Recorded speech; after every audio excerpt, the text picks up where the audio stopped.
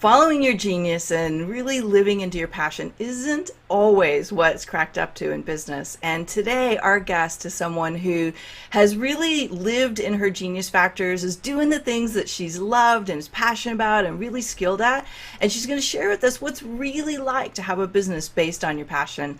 It's Melanie Benson here. I'm America's leading small business optimizer. And this weekly podcast series is really designed to help you replace overwhelm and ineffective strategies and learn firsthand from great entrepreneurs and visionary business owners all over the world how they have replaced good enough results to really excel and get extraordinary fulfillment and profits out of their business.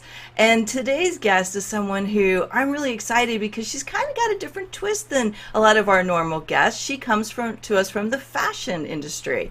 And her name is Bri Seeley. She's the owner of Seeley Fashion Design. And one of the things that just really stuck for me about Bri when I met her is that she has this need to bring the best of women out. As a matter of fact, let me just read something to you. She says that she loves to inspire women to connect with their purpose and create individual definitions of what it means to be a woman. She believes that femininity is not about how a woman looks, but how she feels. And I believe that too, because I'm not the most feminine dresser on the planet, but I know what it's like when I've been in my masculine energy and when I'm in my feminine energy, and what I feel like when I feel sexy and when I feel that feminine energy. And so I love that distinction. So what Bri does is she helps women fulfill their wardrobes with clothes that reflect their vibrant and passionate lives. And she wants her female clients to walk into their closets every morning and say, what do I get to wear today?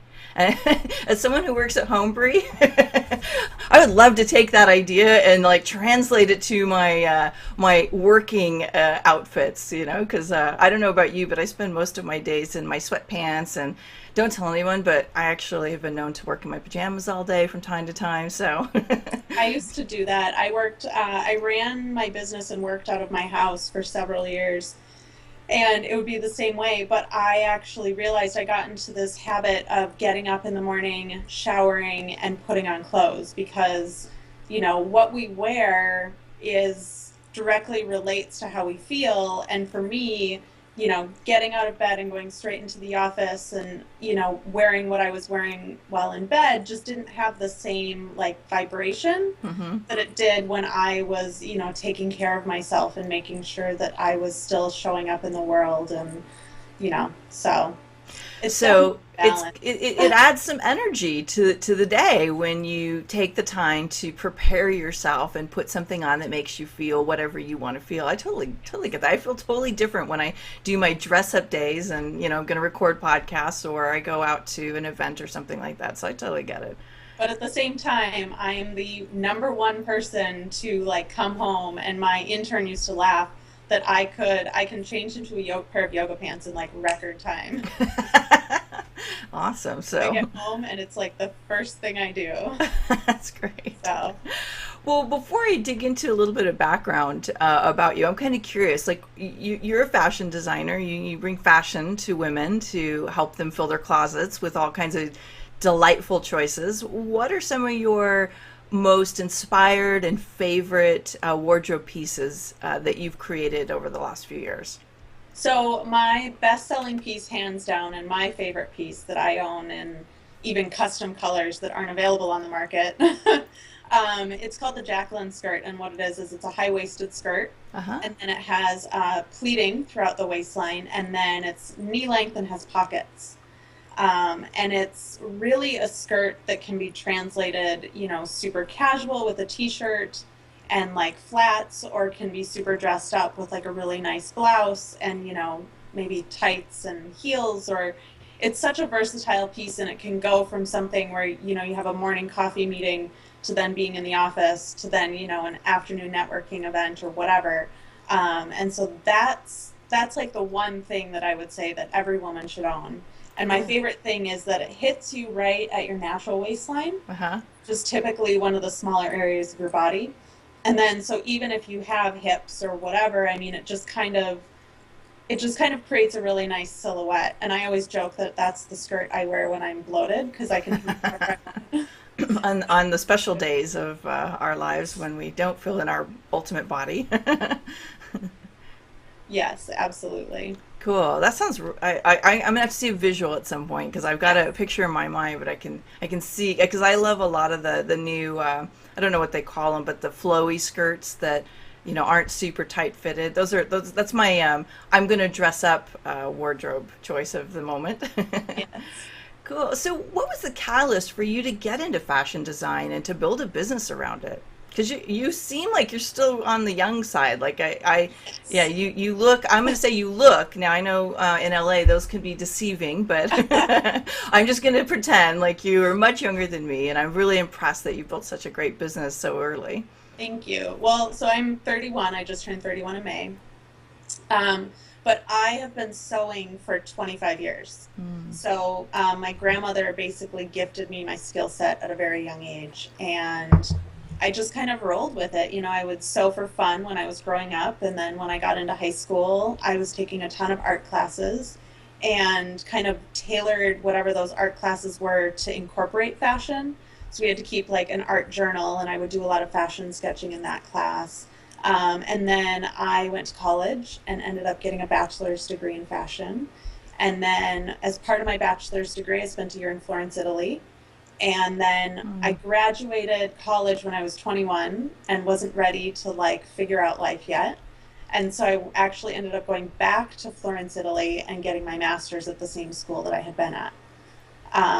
So I came back to the States when I was 23 and I was living in an area where there wasn't much fashion. I had gone to be a costume designer. Did about 5 months of costume design, realized it was not the life I wanted to lead, and just randomly kind of got a day job and started doing custom things. So I would do, bridesmaids dresses, flower girl dresses, prom dresses, things like that. And then it just kind of grew and grew and grew into me doing like art installations based on like I did one based on the seven deadly sins and all sorts of things like that. And then it just grew into me doing my first collection, and then now I think I just released my fifth collection, and I'm currently working on my sixth. So it's just kind of, I always say it was never like a conscious choice. I was never like, I'm going to be a fashion entrepreneur. It just happened that I'm a fashion designer. I watched my mom being an entrepreneur as I was growing up, and it just kind of spiraled into this. Yeah. Do you think being around an entrepreneurial parent gave you a level of courage or confidence with being an entrepreneur that maybe other people don't have in their gene pool, if you will?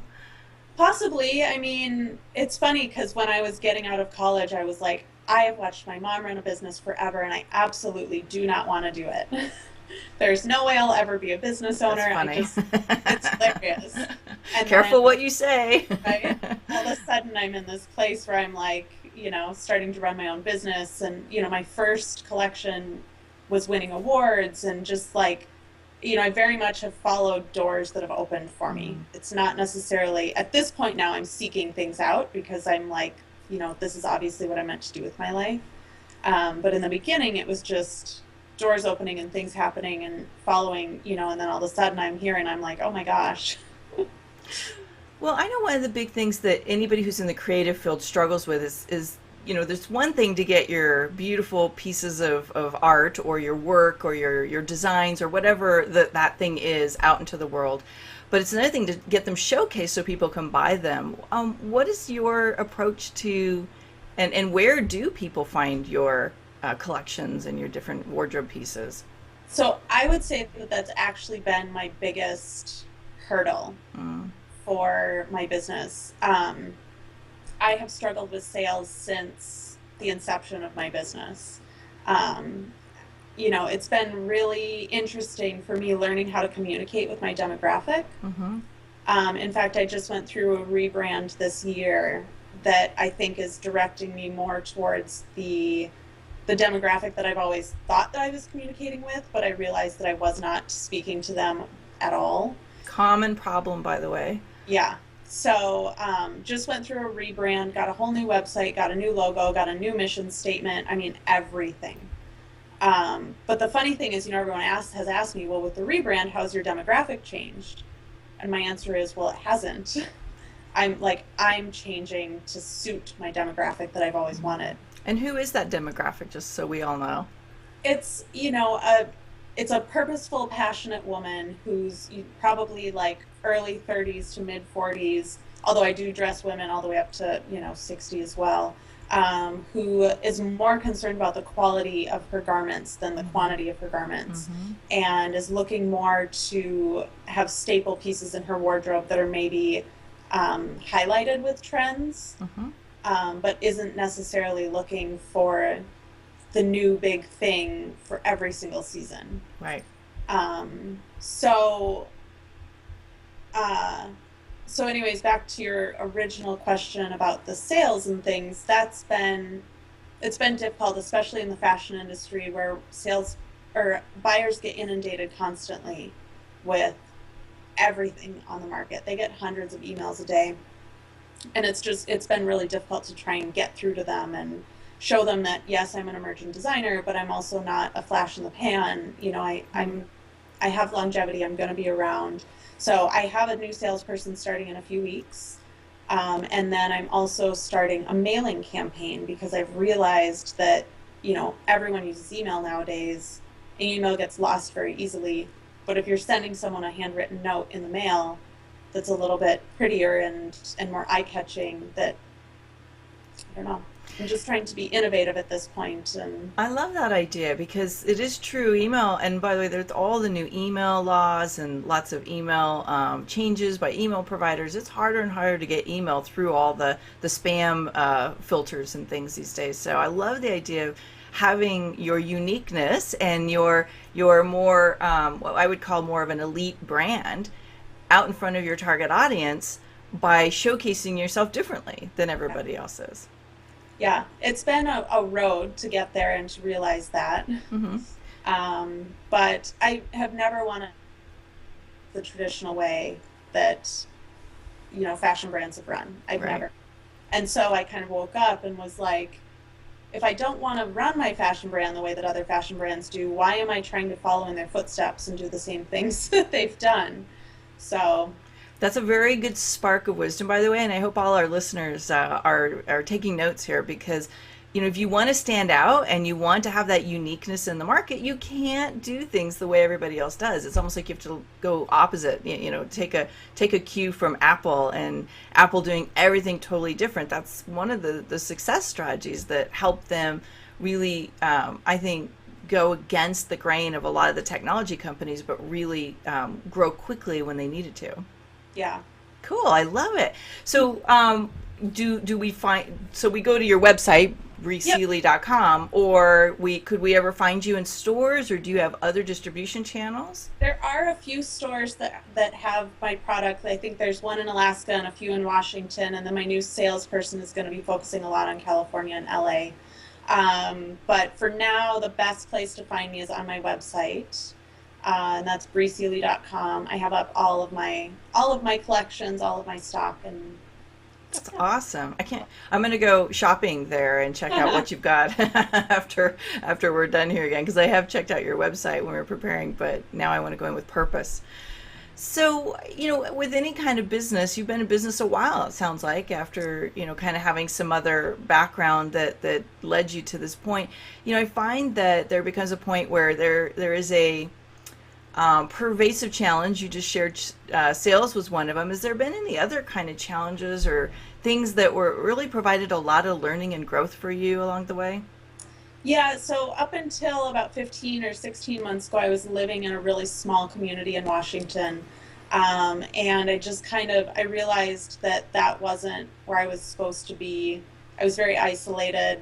My demographic, you know, there might be some of my demographic in Washington, but not really where I was living. And Mm-hmm. so part of it was really aligning myself with the the the right place. So I basically went from living in a really small community, completely isolated, working from home, to now having a studio in the fashion district in LA and being surrounded by creatives and other fashion entrepreneurs and organizations and people to really help support and mentor my growth. Mm-hmm. So that was one thing that really I loved Washington. I still have people there that are like family to me.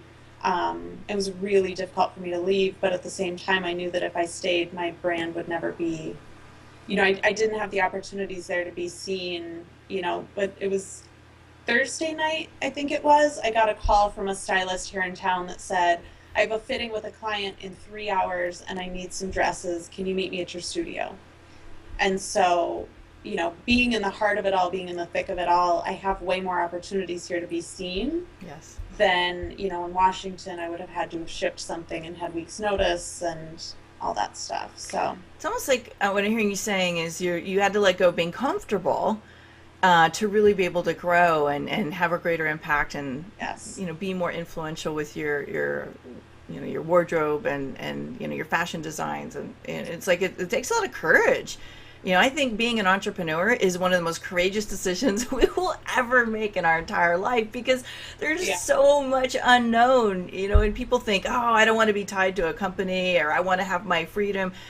Most people have absolutely no flippin' idea what it's going to be like to be an entrepreneur. And I Most think, days, most days I just think I'm crazy. Like I don't. I'm like, I wonder when someone's gonna come commit me because I seriously have to be insane to be doing what I'm doing right now. yeah, well, we were talking about this earlier too. Following your passion sometimes has, even though it's fun to do what we love, it also has the flip side of there's a lot of doubts and fears that comes with that. And And a lot of sacrifice that people mhm. have absolutely no conception about.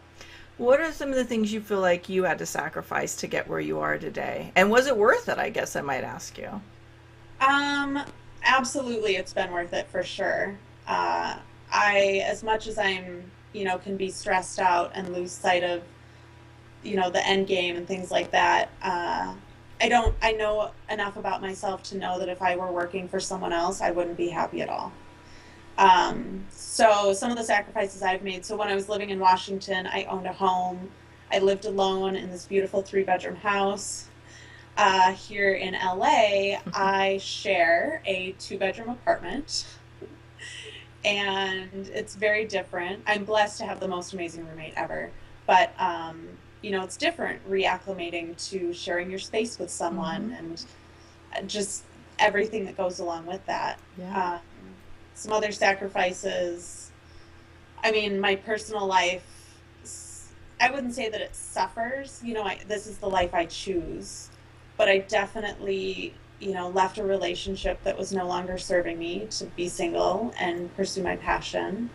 And dating at my age, that sounds terrible, but Don't say that. All of the well, 40 plus people who are single are gonna. because dating in the age range that I'm at right now and Yeah. the kind of guys that I'm dating definitely want a woman to settle down with and all Mhm. these things. And like, that's not me at all. Like, it's just, and I'm so focused on what I want and where I'm going. And a lot of the guys I've dated have been like, well, you have so much in your life and you're so focused in this one direction. Like, where do I fit in?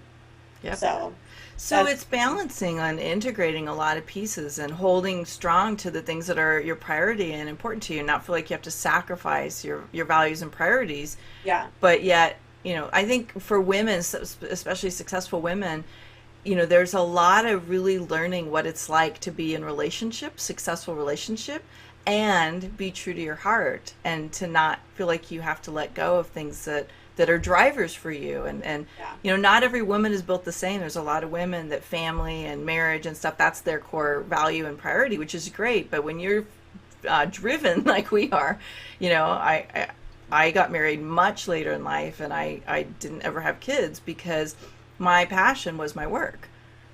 Yeah, and I've known for a long time that I don't want to have children.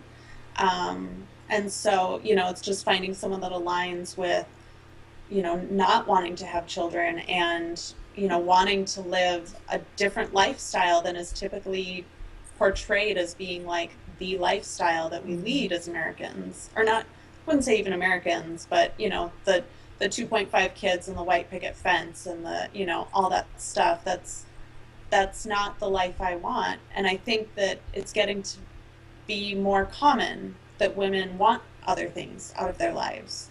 And I don't think that's wrong. I think it's just taking a shift in perspective and mentality. And so I hear you. I totally hear you. I've been writing about it a lot lately. So Oh, are you? Yeah. Well, that's the modern woman's, journey is making choices and really getting to know who she is and, continuing to align with that.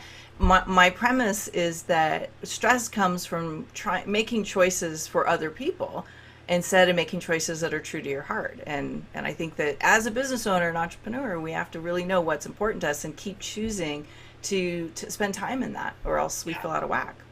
And really true for me too, it's been surrounding myself with people that want the same things for me. I'm Mm-hmm. very blessed to have parents that they very well know that I don't want to have children. And my mom's even said, it's probably a good thing you don't want to have children. And, they don't hound me constantly about when are you getting married and all this stuff. So for me, it's been a lot too of aligning myself with people that understand what I need and then support that in me. Yeah, you probably heard that saying that your success depends on the five people you spend the most time with.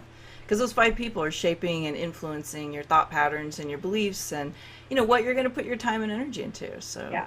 you can up level your game instantly by choosing to spend more time with people who want to play, at that level. You can downshift if you want to take a break and you want to be, I went through a purpose, what we might say, down leveling for a few years because I had been pushing so hard and I'd been really focused and had, so much drive and ambition, but I felt like I'd missed some of the lifestyle. And so I purposely just kind of said, okay, downshift for a while. It's time to do something different. And I surrounded myself with people who prioritize lifestyle. And then when I want to bring it back up, it's like, all right, got to get back in the game. And it's very purposeful. So I'm curious, Bri, I think everybody finds this thing in their business that allows them to optimize. There's something you do well or something that works well, and then you keep doing it over and over and over again. Have you found that thing for your business? Um, I think I had, and then I went through this rebrand. Mm, And so things have been really different with learning how to communicate at a different level, with my customers, with my buyers, with all these things. So I've said this summer that I have, I think, 5 interns this summer in all different areas. And, they've come to me and said, well, what are we going to do? And my answer has been, I don't know. I'm allowing them to bring me ideas and to bring me little nuggets of, well, maybe we should try this or maybe we should try that. And I've said that this summer for me is going to be just like, when you throw pasta at the wall and and you see can what tell. sticks. Yeah. So that's what I've said. I'm like, this summer we're just literally going to throw stuff at the wall and see what sticks. Because I'm in kind of this shift in this new place. And I don't even think I'm fully into where I'm supposed to be yet with this rebrand. Hmm. And so this year has been weird. It's not been what I planned, what I thought it was going to be. It's been a lot of flux, a lot of uncertainty. And I'm just kind of trying to go with the flow right now and not push myself to adhere to any like set standard of, well, this is how we did it before. Because, Don't you think on some level though, that's what optimizing is sometimes, is giving yourself the space to let that next thing get clear to you without pushing and forcing something prematurely.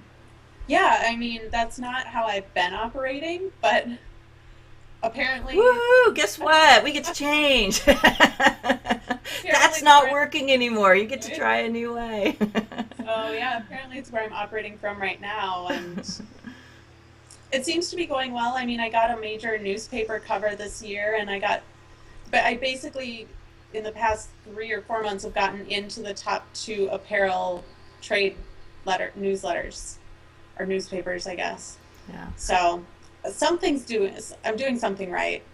Yeah, I don't, you are.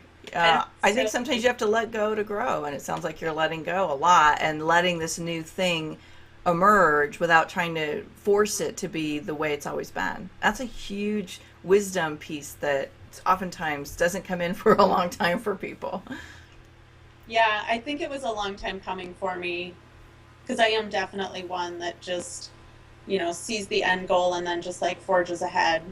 And so this year has definitely been about letting go and just trusting and saying yes to what works and no to what doesn't, and getting up every day and moving forward.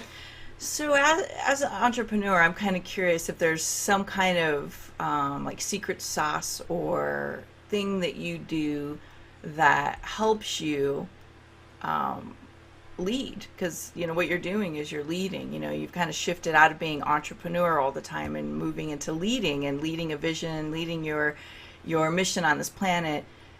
Is there something that you find is like the secret to helping you do that? I guess the two biggest things that I try and tap into in what I do is, the first one is just meditating. Hmm. I meditate 1 to 2 times a day, just depending. Hmm. Um, I guess there's three things. So that's the first one. The second one that really helps me grow and just continue to be present is being grateful. I try and, either before I go to bed or when I wake up in the morning, just, list 2 or 3 things that I'm grateful for. And then the last one is trusting. Hmm. Um, because, I'm not a micromanager, and especially with all these interns working for me this summer, I give them the parameters, I allow them to ask questions, and then I just have to trust that they're going to do what needs to be done. Whether or not I would have done it that way, or if I deem it as done correctly, as long as the outcome is what I asked for, then I just have to trust that that's exactly what needed to happen. Hmm. I So, love that. So, when you started all this, did you ever imagine that you would be a leader? I've kind of always known that I'm a leader. Okay. When I was in college, I was in a sorority. I was on the board of my sorority within like 2 months of joining. I've done leadership trainings. I've kind of always been a leader to a point. Mm-hmm. I don't think I've even still fully conceptualized the employee thing. And like, and I know it's coming soon, and I've been playing with it a little bit with interns, of course.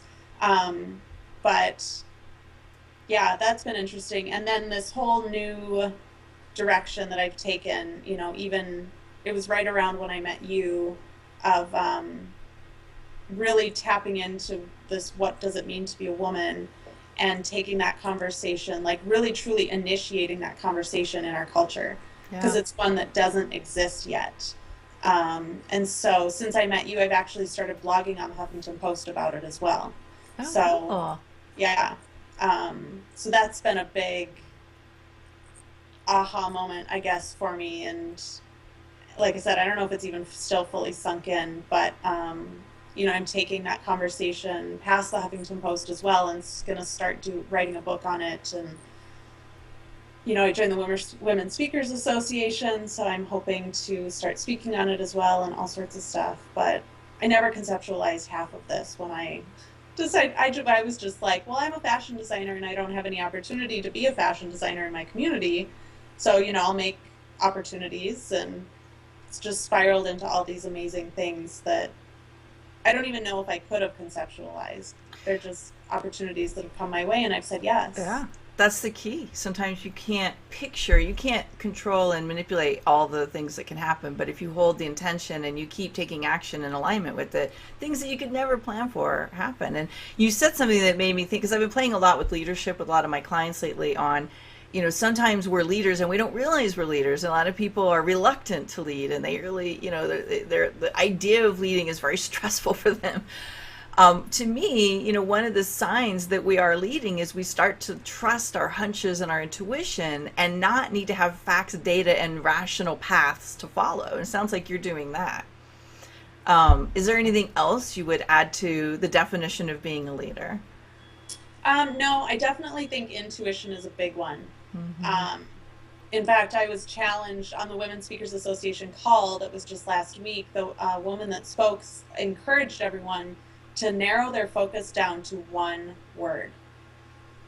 And so I have 2 words that I'm still playing with a little bit. The first is woman, because obviously, I cater to women in terms of helping them, helping figure out who they are, and then on the outside communicating that and all those things. But also going along with that is that intuition piece. Mm-hmm. So tapping into that, who am I and what does it mean for me to be a woman? And then, figuring out then how to dress that on the outside. So I think intuition is one of my biggest ones, and it's taken me a while to trust my intuition. Mm-hmm. Because, I don't know about you, but my intuition sounds exactly like I sound. Yes, this is some of the So, challenge. Which one's the yeah, fear? Which one's the intuition? And yeah. So I've definitely had a few times where, like, I'll have something pop up and I'll be like, wait, is that me? Or is that the deeper me? yeah. So I still question it sometimes to be Mm. like, is that a story I'm telling myself, or is that really my truth? So yeah, it's been intuition, though, is definitely, I think, something that's underplayed in our society, and something that I think a lot of women don't know about or don't understand or can't tap into. So, I love that you brought that up. I think that's huge. And it's part of our learning as I think men and women both underuse their intuition. I think yep, women are more oftentimes open to the idea. But if you've been leading with your male energy and you've been a driver and force and power and, I got to get stuff done, and especially if we're the financial provider for our family unit, whatever that looks like, learning how to trust that intuition can be like trying to learn to walk a tightrope, and that line is so fine. On one side, there's this massive failure and falling into the abyss, and by staying on it, you're accomplishing something that's so extraordinary. So I'm yep. glad you brought up the intuition piece. And I still argue with mine too. I mean, the way that I got to start blogging on the Huffington Post was after I heard Ariana speak at the Hmm. women's conference. I emailed her the next day. And Cool. part of me, like, it was like I had the little angel and the devil on my shoulder. And Hmm. part of me was like, you have to email her, you know? And then the other part of me was like, who do you think you are? She'll never respond to you. Even if you do get a response, it's going to be from an intern saying, we'll return your email within 3 to 5 business days, or, whatever. And so I definitely still battle a little bit with my intuition. I think, my ego gets in the way a little bit. But Welcome to the world of creative artists. So, Bri, I'm curious, with all the work that you've done and this emerging leader inside of you, do you have like a mantra or quote that acts as a guiding force for you when things are turbulent and challenging? so there's a new one that I've been playing with a lot lately. In fact, it's been like my everything that's happened in the past 2 months for me has Mm, been based on this question or this, idea. And it is that if you don't ask, the answer is always no. And so that was, interesting. I when I'm love sitting that. there like battling my two little parts of me about whether or not I should send this email to Ariana Huffington, that popped into my head, and I was like, I just have to do it because, you know. And the funny thing is I didn't even ask anything in the email. I just thanked her for showing up and, sharing with us and inspiring us. And but had I not reached out to her in the first place, I wouldn't be blogging on the Huffington Post right now. Yeah, So, and other things too. I mean, just it's just been a really good reminder for me the past few months. that's great. I love it. So, let's say the quote again. If you don't ask, the answer is always no. Is that what you said? Yeah. Yeah, I love it. And again, I think I don't want to get too deep into the male female thing because I don't like trying to stereotype one or the other, but I will say as a rule women are very challenged to ask for what they want. Yes. And it's a I good reminder. I agree. I mean, I still struggle with asking for what I want. And my struggle, I think, though, is that, people will offer things and I don't follow up with them. And my biggest thing I feel like is that I don't want people to think that I'm using them or taking advantage of them to Mm, get ahead in life. mm. So it's definitely, again, like you were saying, that tightrope of like, how do I ask for what I want, but make it seem like I'm not abusing this relationship that I have with this other person, or it's interesting. Interesting. Yeah, that's a lot of that inner work. I find that having worked with entrepreneurs for 14 years and my own journey, that I'm constantly mastering what's going on up here to master and excel in the outer world. And those are a lot of the things I appreciate you talking about, because I think a lot of people have a hard time admitting it, but we're all processing similar thought patterns all the time, and it's what you choose to do with your thoughts that dictate your outcomes. So I love that you're willing to master those and be aware of them. And I think that getting to know what's going on the inside is the fastest way to change what's going on the outside. Absolutely. So if we could leave a emerging entrepreneur or someone who really wants to take things to the next level with one piece of advice from your journey, what would it be? The second that you think you're ready to quit, Hmm. there is a bigger door opening on the other side if you can just stick through it. Ooh, massive chills, Bri. Oh, I love that one. Every time that I've been on the verge of quitting, something big has opened for me. Just, I'm like, okay, well, I'll give it one more shot. And something big has opened up for me. So. What a great way to end our chat today, and to remember that those days that you feel like quitting, that there is something extraordinary on the other side of that door. Just keep choosing to walk through, and you're going to find it. Yeah. Bri Seeley, thank you so much. I encourage everybody to go check out Bri's fashions at briseeley.com. The URL is posted with this interview wherever you're watching it. And if you're not joining us on iTunes yet, be sure to head over to melaniebensonstrick.com/podcast.